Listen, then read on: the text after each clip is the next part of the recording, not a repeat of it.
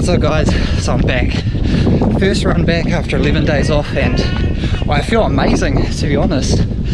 What I want to go over in this episode is like, what is overtraining? So you can help to try and relate it to maybe something like you're feeling, signs, symptoms, kind of like the how and why it all works. And so in probably about 10 days, I think I've got a 10k time trial. So I'm going to do that. I can relate it to the one I did in my previous training block. So I'm going to have about 11 days off. I think it must be, it's next Saturday, it's Tuesday today, so whenever that rolls around, they'll be able to see like how that training, rest, recovery has all been interrelated. So check back, have a look at that. But now we'll get into a little bit of like, what is overtraining?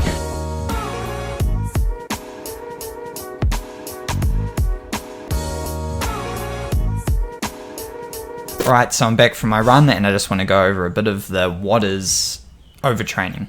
So I stole a lot of this information from the paper Chronic Fatigue, Loss of Performance in Endurance Athletes Overtraining.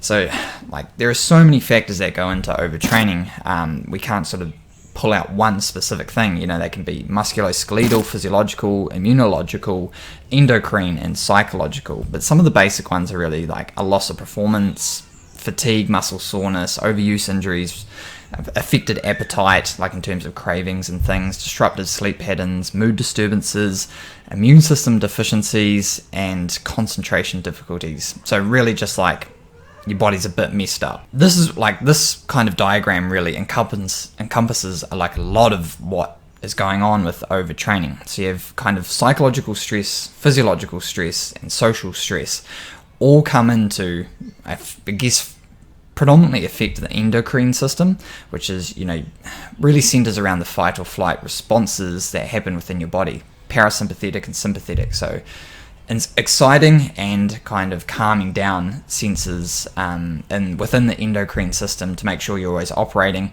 at, a homeostatic level or like even.